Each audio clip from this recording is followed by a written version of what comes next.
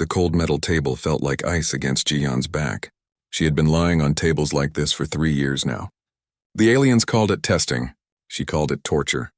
But today felt different. Today the alien scientists seemed nervous. Dr. Kang Min-ho watched from behind the glass wall. He was human, but he worked for them now. The Vorthak had conquered Earth 300 years ago. They kept humans alive for one reason, to study them. Most humans died within weeks of testing. Ji-yeon was still alive. Subject 10001 is ready for final evaluation. Min-ho spoke into his communicator. His voice shook slightly. He had seen too many humans die on these tables. Commander Velith entered the testing chamber. The alien was tall and thin, with gray skin that looked like old leather. Its eyes glowed red in the dim light. "This human has survived longer than any other," Velith said in perfect Korean.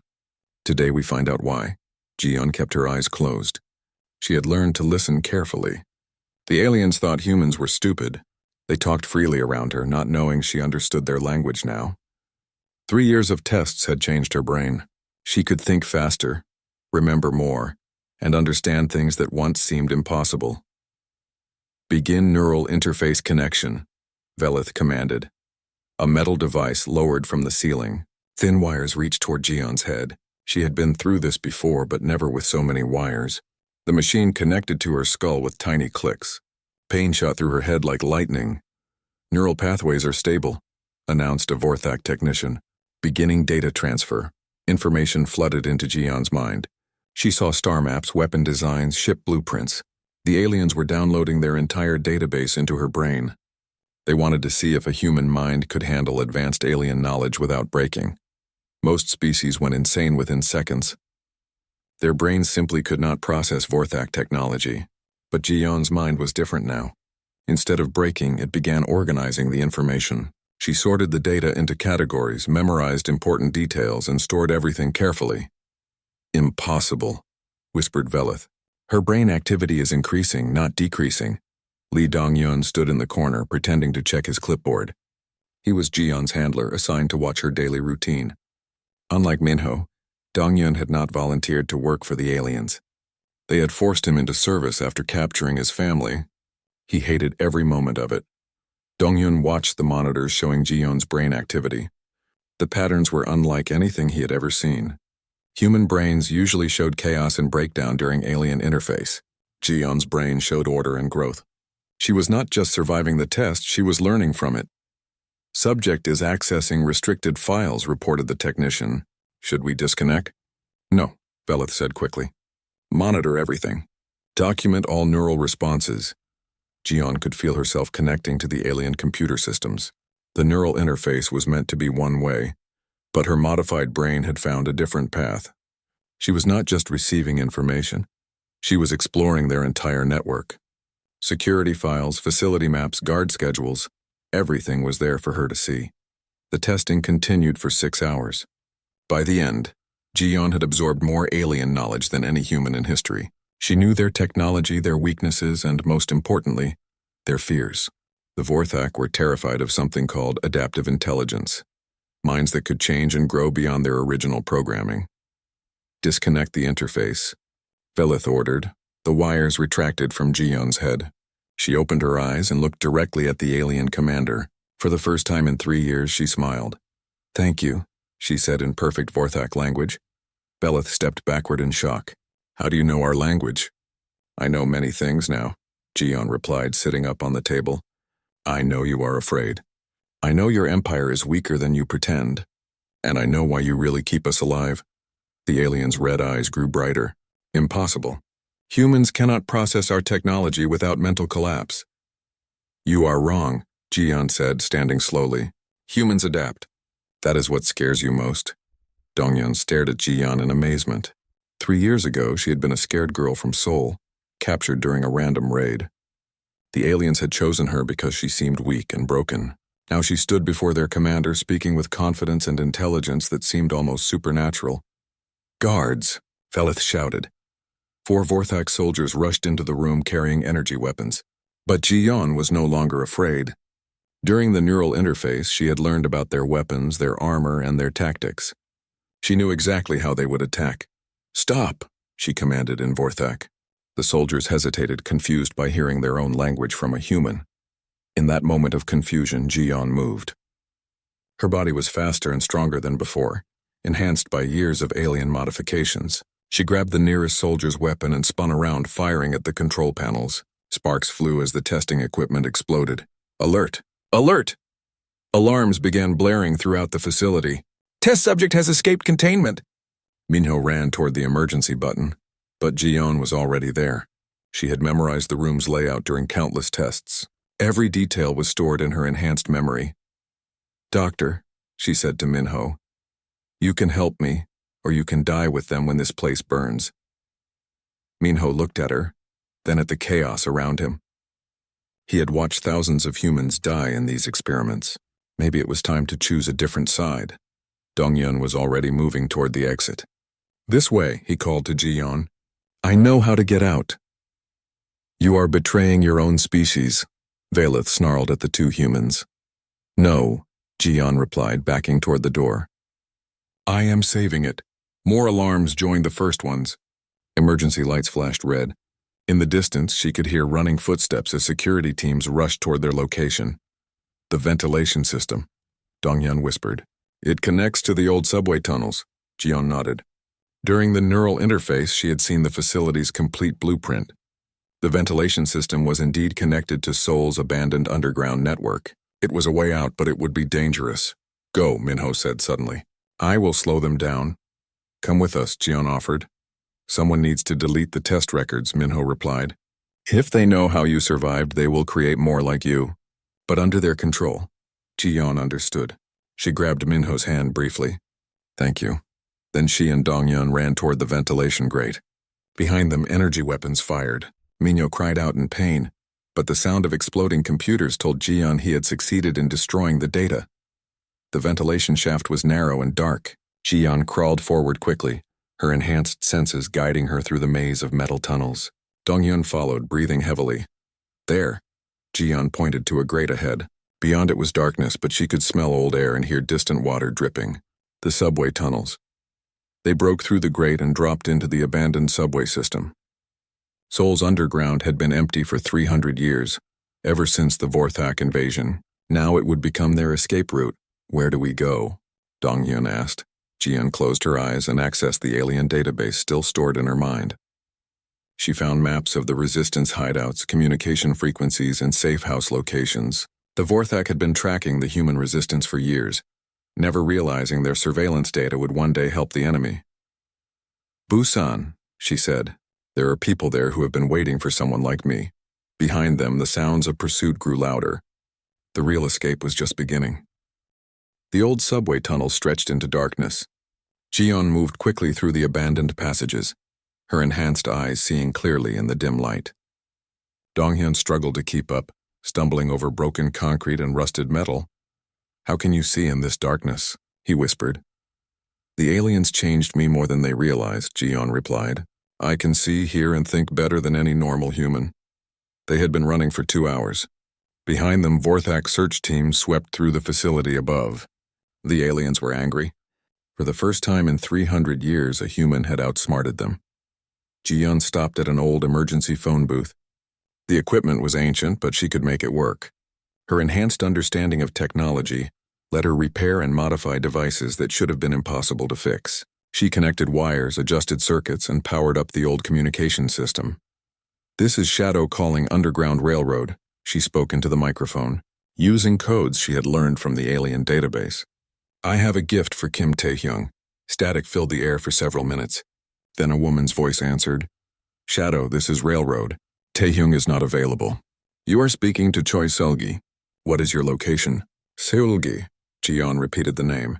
According to the alien files, Choi Seulgi was one of the most dangerous humans alive, a former naval officer who had become the Resistance's best hacker and strategist.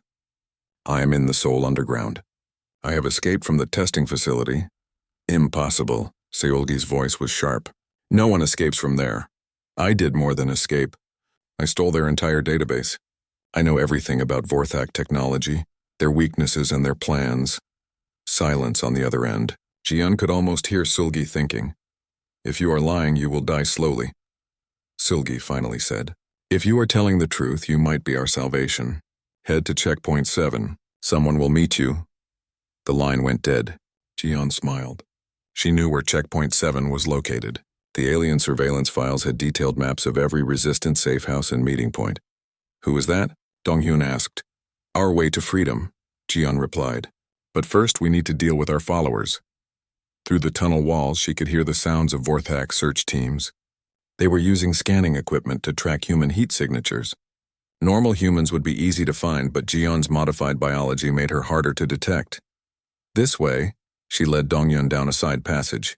There is an old maintenance room ahead. We can hide there until the search passes. The maintenance room was small and filled with broken equipment. Jian used her enhanced strength to move heavy machinery, creating a hiding space behind the old generators. They squeezed into the narrow gap, just as alien voices echoed through the main tunnel. Heat sensors show 2 humans pass this way, a Vorthak soldier reported. Tracks lead deeper into the tunnel system. Keep searching, commanded an officer. The escaped subject cannot leave the city. Commander Velith wants her brought back alive. What if she contacts the resistance? Then we will follow her to their base and destroy them all. The alien voices faded as the search team moved deeper into the tunnels. Jian waited another hour before emerging from their hiding place. She knew the aliens would return, but by then she and Dongyun would be long gone. They traveled through the underground for 6 more hours, moving carefully to avoid patrols. Jian led them through passages that did not appear on any official maps. Her enhanced memory had absorbed every detail of Seoul's underground system from the alien surveillance files. Checkpoint 7 was an abandoned shopping mall in the ruins of Gangnam District. The area had been destroyed during the initial invasion and never rebuilt. Now it served as one of many meeting points for resistance fighters. Jian and Donghyun entered through a hole in the basement wall. The mall was dark and empty, but Jian could sense they were not alone. Her enhanced hearing picked up the sound of breathing from multiple locations. We know you are here, she called out. Silgi sent us to checkpoint 7. A figure stepped out of the shadows. It was a young woman with short black hair and intelligent eyes. She wore dark clothing and carried advanced weapons that looked like modified alien technology. I am Yunjiho, the woman said. Silgi's weapons specialist. You claim to have alien technology? Jian nodded and touched her temple. It is all up here. Weapon designs, ship blueprints, security codes, everything. 2 more figures emerged from hiding places. A tall man introduced himself as Song Hyejin, the group's strategic analyst. The other was a teenager who looked barely old enough to fight. Where is Sulgi? Jian asked. Safe, Jiho replied. We do not take chances with strangers. Prove you have what you claim. Jian looked around the abandoned mall. Her enhanced vision spotted an old security system near the entrance. The equipment was damaged, but she could see how to repair it. Give me 10 minutes, she said. Using broken electronics and spare parts scattered around the mall, Jian began rebuilding the security system. But she was not just repairing it, she was upgrading it with alien technology stored in her memory. Her hands moved quickly and precisely, connecting circuits in ways that should have been impossible. The others watched in amazement as the dead security system came to life. But this was not the same old human technology. The screens now showed detailed maps of the surrounding area, complete with moving dots that represented Vorthak patrols. How did you do that? Yejin asked. Human creativity combined with alien knowledge, Jian replied. This is just the beginning. With what I know, we can build weapons and ships that are better than anything the Vorthak have. Jiho spoke into a small communicator. Sulgi, you need to see this. 20 minutes later, Choi Sulgi arrived with Kim Taehyung and a small group of fighters. Taehyung was older than Jian had expected, with gray hair and scars on his face. But his eyes were sharp and determined. So you are the one who escaped, Taehyung said. Silgi tells me you have alien secrets. More than secrets, Jian replied. I have their complete technological database. But that is not the most important thing. What is more important than alien technology? Silgi asked. I know how to beat them, Jian said simply. The Vorthak Empire is not as strong as they pretend. They have weaknesses. They make mistakes. And most importantly, they do not understand humans. She pointed to the modified security system. They think in straight lines. We think in curves. They follow rules. We break them. They are strong, but we are creative. Taehyung studied the security display, watching the alien patrol patterns. These movements are predictable. Exactly, Jian said. They have been conquering for so long they have forgotten how to adapt. But humans never stop adapting. What do you propose? Silgi asked. Jian smiled. We start small. Hit their communication stations. Steal their supplies. Make them afraid. Then when they are confused and angry, we hit their main base. The Seoul Command Center? Hyejin looked shocked. That is suicide. Not if we do it right, Jian replied. I know their security systems, their response protocols, even their shift schedules. We can be inside and out before they know what happened. Dong-Yun, who had been quiet throughout the meeting, finally spoke. She is right. I have worked in their facilities for 2 years. They are overconfident. They think humans are too weak and stupid to threaten them. How many fighters do we have in Seoul? Jian asked. About 50 active members, Taehyung replied, plus maybe 200 supporters who help with supplies and information. Not enough for a direct attack, Jian said, but enough for something clever. She began drawing diagrams on the dusty floor, showing the layout of the alien command center. Her enhanced memory provided perfect details of the building's structure, security systems, and personnel. Here's what we do, she explained. 3 teams. 1 creates a distraction at the north gate. 1 cuts their communications. The 3rd team, that will be me, goes directly to their main computer system and downloads everything. Why you? Silgi asked suspiciously. Because I am the only one who can interface with their systems without dying, Jian replied. The neural modifications they gave me work both ways. I can access their technology just like they accessed my mind. The resistance fighters looked at each other. This was more ambitious than anything they had attempted before. But the alternative was continuing to hide while the aliens slowly hunted them down. When do we start? Taehyung asked. Tomorrow night, Jian said. The aliens think I am still hiding in the tunnels. They will not expect an attack so soon. As the meeting ended and the fighters prepared to leave, Selgi approached Jian privately. If you are lying or if this is a trap, I will kill you myself, she said quietly. I understand, Jian replied. But I am not lying. The aliens made one mistake. They tried to break the human spirit, but they only made it stronger. The Vorthak Command Center stood like a black tower in the heart of Seoul. For 300 years, it had been the symbol of alien control over humanity. Tonight, that would change.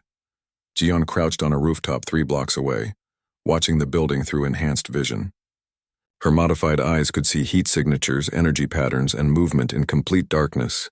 The alien guards followed predictable patterns, just as she had expected. Team 1 in position, Jiho's voice whispered through the communicator. Team 2 ready, reported Hyejin. Team 3 standing by, Ji-yeon replied. She was alone for this part of the mission. Only she could survive direct contact with alien computer systems. The plan was simple but dangerous. Jiho's team would create an explosion at the north entrance, drawing most of the guards. Hyejin's team would cut the building's external communications, preventing calls for help. Ji-yeon would enter through the maintenance tunnels and reach the central computer core. Begin, Taehyung's voice commanded from the coordination center. The explosion lit up the night sky. Alarms began blaring as Vorthak soldiers rushed toward the apparent attack. Ji-yeon watched through her scope as guards abandoned their posts to respond to the threat. Communications down, Hyejin reported. The building is isolated. Ji-yeon dropped through a ventilation grate into the command center's lower levels. Her enhanced memory guided her through passages that most humans had never seen. The alien database in her mind contained complete building plans, including secret routes used by maintenance workers. She moved quickly through dark corridors, avoiding the few guards who remained at their posts. Her modified body made no sound as she climbed stairs and slipped past security checkpoints. The aliens had made her stronger and faster than any normal human. The central computer core was located on the 15th floor. Ji-yeon reached it in 12 minutes, encountering only 2 guards along the way. Both were neutralized quickly and quietly using techniques she had learned from alien combat training files. The computer core was a massive room filled with glowing crystals and flowing energy streams. It was beautiful and terrifying at the same time. This was the brain of Vorthak control over Earth. Ji-yeon approached the main interface terminal. It was designed for alien hands and alien minds. Any normal human who tried to connect to it would die instantly from neural overload. But Ji-yeon was no longer normal. She placed her hands on the interface crystals. Pain shot through her body as alien technology connected to her modified nervous system, but instead of destroying her mind, the connection opened doorways to vast amounts of information. Data flowed into her consciousness like a river of light. Military plans, scientific research, political communications, everything the Vorthak had stored in their Earth database became part of her knowledge. But she was not just downloading information. She was uploading something too. The Resistance had prepared a computer virus designed by Siolgi. It was based on human creativity and chaos theory, concepts that alien logic systems could not understand or defend against. Jian planted this virus deep in the Vorthak network, where it would spread to other alien installations across the galaxy. Security breach in computer core. An alien voice announced over the building's speakers. All units respond immediately. Jian smiled as she completed the data transfer. The virus was already spreading through Vorthak systems faster than they could stop it, but more importantly, she now had complete information about alien operations throughout human space. Heavy footsteps echoed in the corridor outside. The aliens had discovered her location, but Jian was ready for them. She disconnected from the computer interface and drew weapons she had taken from the guards, but these were not ordinary weapons anymore. During her connection to the alien network, she had learned how to modify their energy settings beyond normal limits. The door exploded inward as Vorthak soldiers entered the room.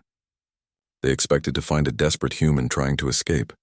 Instead, they found Jian standing calmly in the center of the room, holding weapons that glowed with unusual energy. "Surrender, human," the lead soldier commanded. "You are surrounded."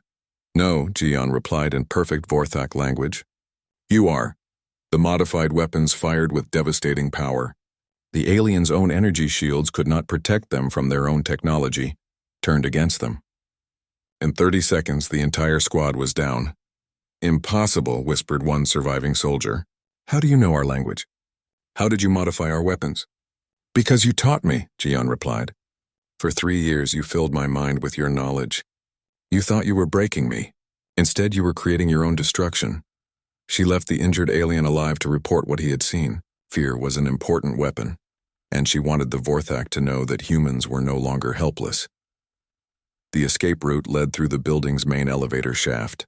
Jian's enhanced strength allowed her to climb the cables quickly, reaching the roof in minutes. Behind her, the building filled with angry alien voices and emergency alarms. On the roof, she activated a signal device that Siolgi had given her.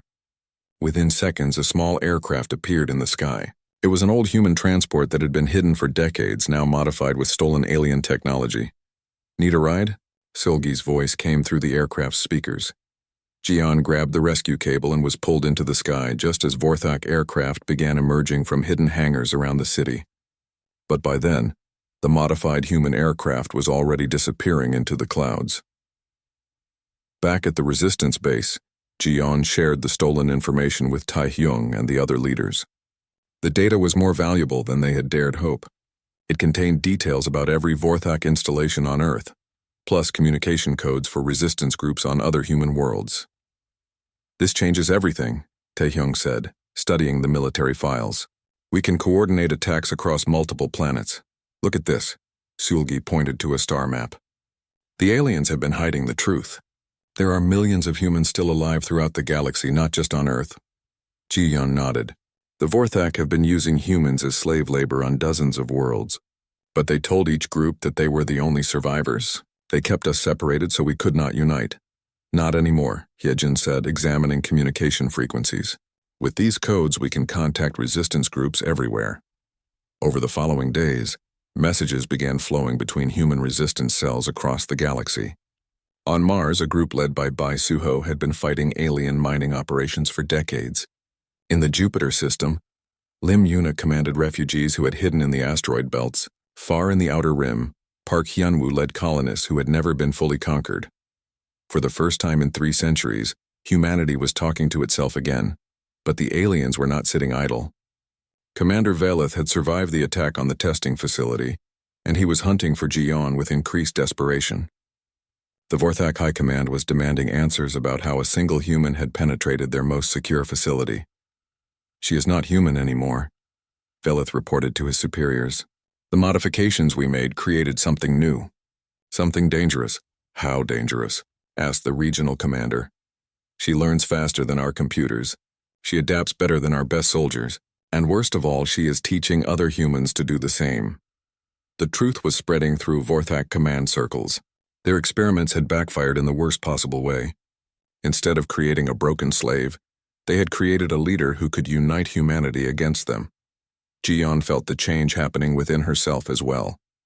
The alien modifications were not finished. Each day her mind grew more powerful, her senses sharper, her understanding deeper. She was becoming something that had never existed before, a bridge between human creativity and alien technology. What is happening to me? She asked Seulgi during a quiet moment. You are evolving, Seulgi replied. The aliens tried to make you like them, but you are becoming something better. You are becoming what humanity needs to survive. The resistance was growing rapidly. Every successful mission brought new recruits. Every alien defeat made more humans believe that freedom was possible. But Jiyan knew this was just the beginning. The real war would start when the Vorthak Empire realized how serious the threat had become. Then they would send their best ships, their strongest soldiers, and their most advanced weapons to crush the human rebellion. But humanity would be ready. Jiyan was making sure of that. Send this message to all resistance cells, she told Seulgi. Tell them the time for hiding is over. Tell them to prepare for war. What about the alien response? Taehyung asked. They will not let us continue without a fight. Jiyan smiled. Let them come. They created me to be their perfect weapon. Now I will show them how perfect I really am. The message spread across the galaxy faster than Vorthak ships could intercept it. On Mars, Bae-Suho read the transmission with growing excitement. For 30 years, his group had been limited to small raids against alien mining operations. Now they had detailed information about Vorthak weaknesses and coordinated battle plans. This is real, Suho told his fighters as they gathered in their hidden base beneath the red planet's surface. The woman who escaped from Earth has given us everything we need to strike back. In the Jupiter system, Lim Yuna commanded a fleet of converted asteroid miners that had been hiding for decades. Her people were engineers and scientists who had learned to survive in space, but they had never dared to fight the aliens directly. The new intelligence changed everything. Prepare the ships, Yuna ordered her crew chiefs. We are going to war. On Earth, Jian stood before a gathering of resistance leaders from across the planet. The hidden base had grown from a small hideout to a major command center. Maps covered the walls showing Vorthak installations that had been marked for attack. The aliens are confused and frightened, she reported to the assembled commanders. Our virus has infected their computer systems on 12 worlds. Their communication networks are failing. For the first time in centuries, they do not know what humans are planning. Kim Tae-hyung studied the latest intelligence reports. How long before they recover? Weeks, maybe months, Jian replied. But they will eventually adapt their systems to resist our virus. We need to strike while they are still vulnerable. Choi Seulgi activated a holographic display showing the positions of human resistance cells throughout the galaxy. Red dots marked confirmed groups, while yellow dots showed suspected human populations that had not yet made contact. We have confirmed resistance activity on 47 worlds, Seulgi reported.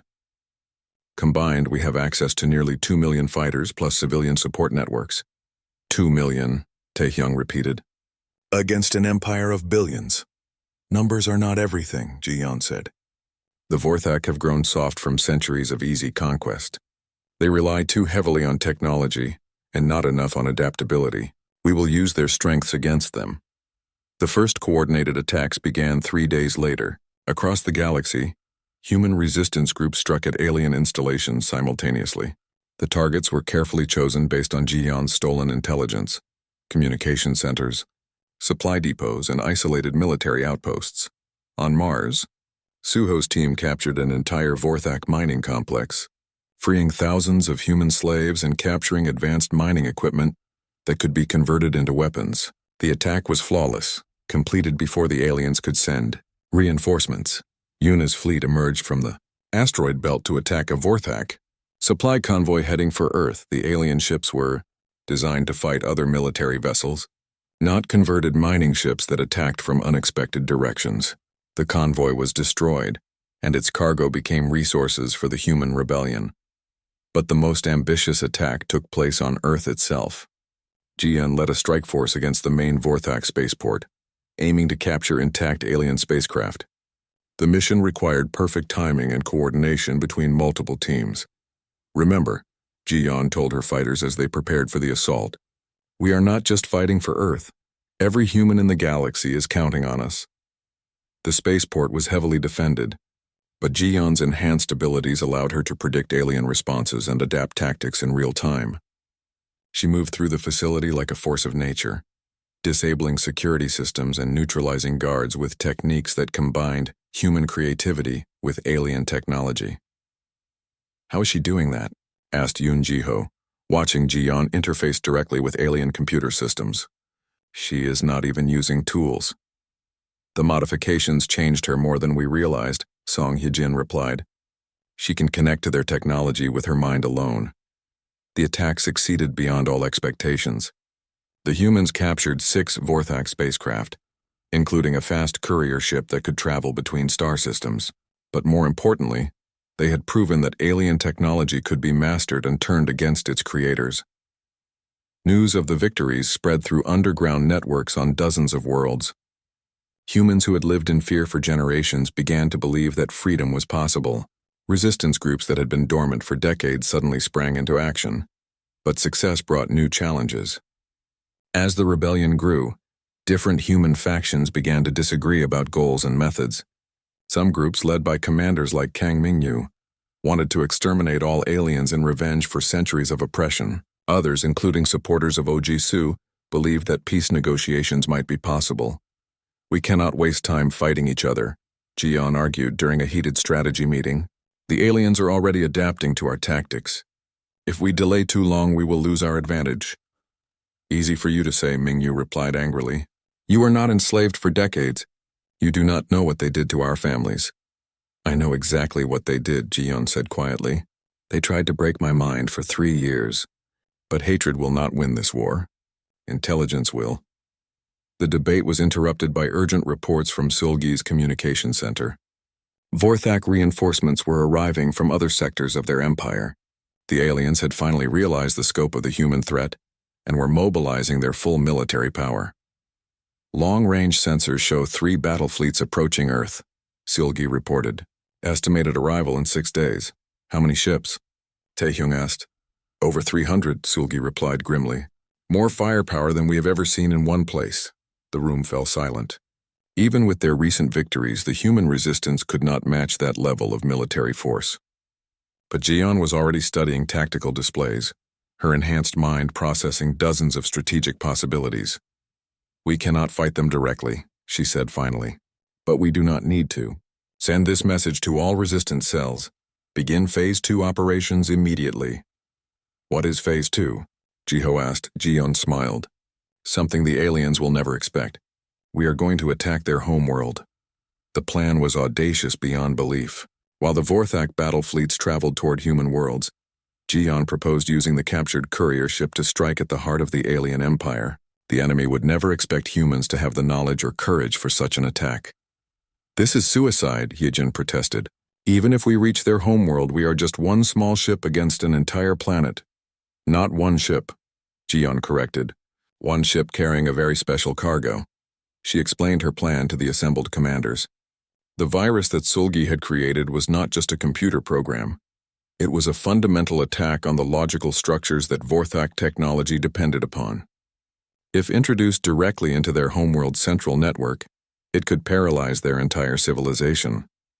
The courier ship can reach their homeworld in 4 days, Jian continued.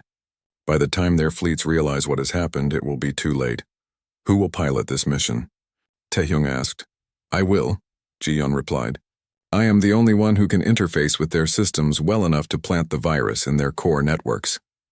You will not go alone, Sulgi said firmly. I created that virus. I know how to deploy it better than anyone. And you will need a pilot who understands alien technology, added Najamin, a young resistance fighter who had shown exceptional skill with captured Vorthak equipment. Within hours, the mission team was assembled. Jian, Sulgi, Jamin, and 2 other volunteers would take the courier ship deep into enemy territory while the main resistance forces prepared to face the approaching battle fleets. If we fail, Jian told the gathered resistance leaders. Continue the fight without us. Humanity has waited 300 years for freedom. We cannot give up now. And if you succeed? Taehyung asked. Jian looked out at the stars visible through the base's viewport. Somewhere out there was the Vorthak homeworld, the center of an empire that had conquered dozens of species. Soon it would learn what happened when humans were pushed too far. If we succeed, she said, the galaxy will belong to humanity. The courier ship launched at midnight, accelerating toward the hyperspace jump point that would carry them into the heart of enemy territory. Behind them, Earth prepared for the greatest battle in human history. Ahead lay the homeworld of their oppressors and the chance to end 3 centuries of alien domination. Jian settled into the pilot's seat, her enhanced nervous system interfacing directly with the ship's controls. For 3 years, the aliens had tried to break her. Now she would return the favor on a galactic scale. The Vorthak homeworld hung in space like a dark jewel, surrounded by defensive satellites and patrol fleets.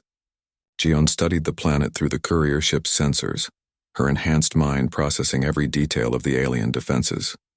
Security is lighter than expected, Najamin reported from the pilot's seat.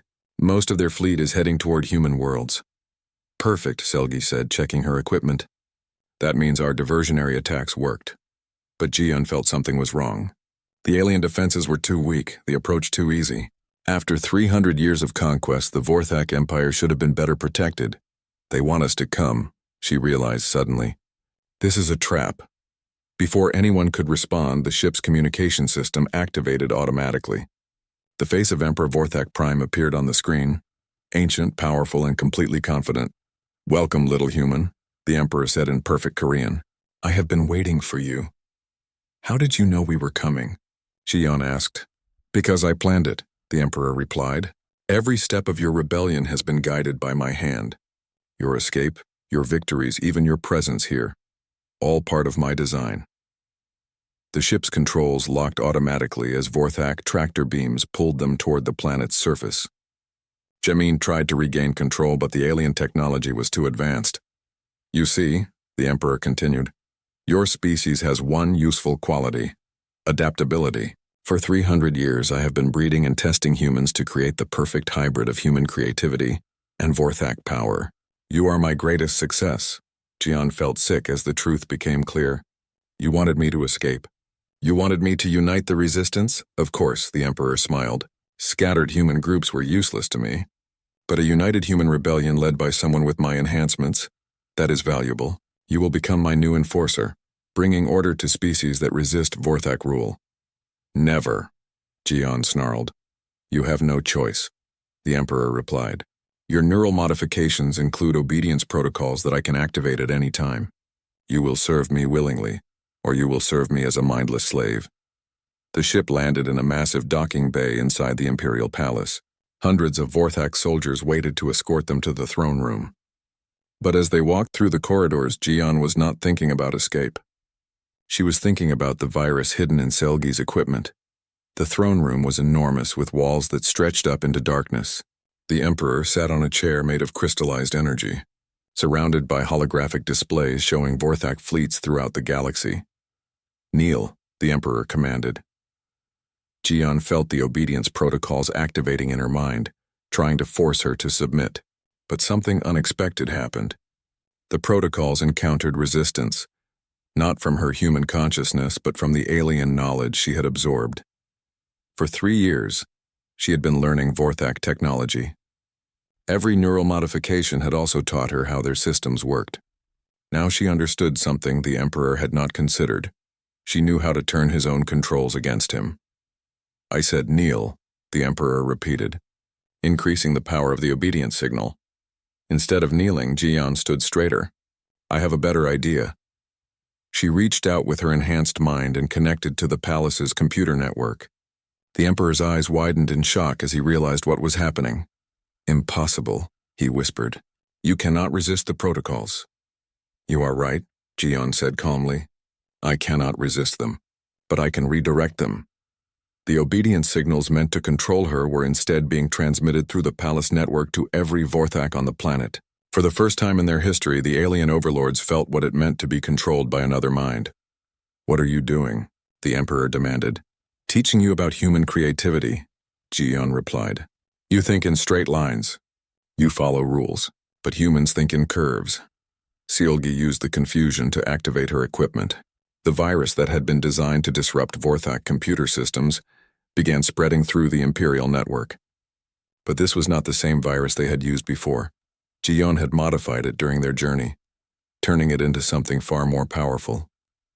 The virus is active, Seolgi reported. It is spreading to every system on the planet. But the virus was not just disrupting technology. It was carrying new programming that Jiyon had created. Instructions for cooperation instead of domination. Concepts of freedom instead of slavery. The fundamental ideas that made humans different from their conquerors. You are destroying everything, the Emperor said, struggling against the mental controls now affecting his own mind. No, Jiyon replied. I am improving it. The palace shook as the virus reached the planetary defense systems. Weapons that had been pointed outward to defend against invaders turned inward, targeting the facilities that held enslaved populations. Prison doors opened automatically. Slave collars deactivated. Transport ships began carrying freed captives to safety. This is not possible, the Emperor protested. Vorthak technology cannot be corrupted by human ideas. You are wrong, Jiyon said.